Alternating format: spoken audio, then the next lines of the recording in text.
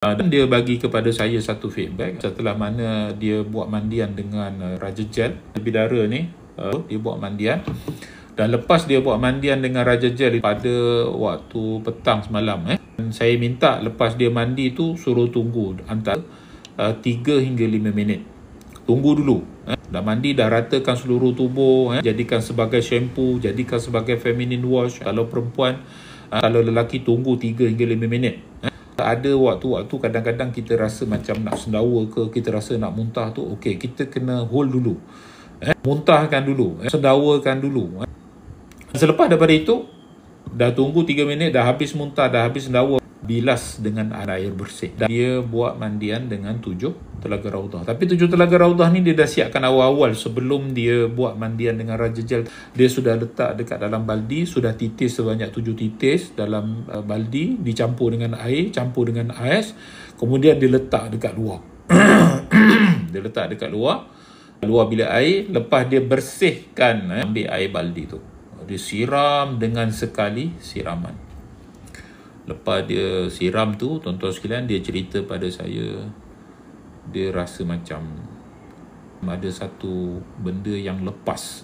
Ada setengah orang dia bagi reaksi yang macam-macam pada mandi 7 Telaga Raudah ni, mandian ais tu. Dia rasa macam ada satu bahang haba yang keluar daripada diri dia. Dia tak tahu apa. Ada setengah orang tu apabila dia cuba wangikan diri dia dengan 7 Telaga Raudah tu, sepatutnya badan dia berbau wangi.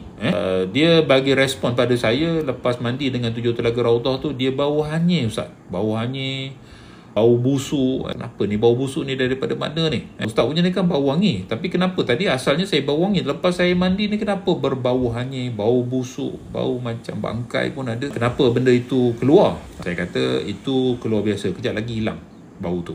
Betul, tak lama selepas dari itu bau tu hilang. Dan selepas bau tu hilang, dia macam dia kata, dia bagi tahu rasa macam terkeluar daripada kepompong yang sebelum daripada ini dia macam terperangkap.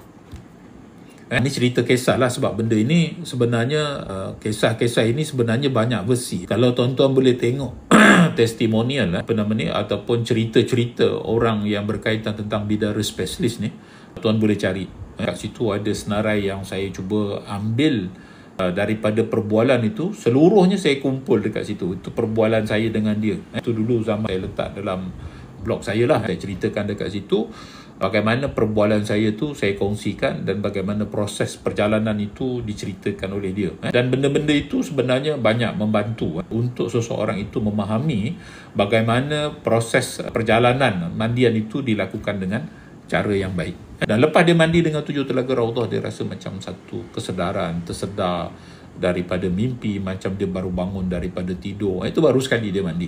Dan mandian 7 Telaga Raudah ni, tuan-tuan sekalian, dia kena buat seminggu 3 hari berturut-turut.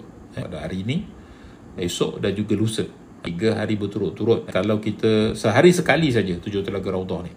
Cuma Raja Gel mandian bidara ni, dia boleh mandi sehari 2 kali.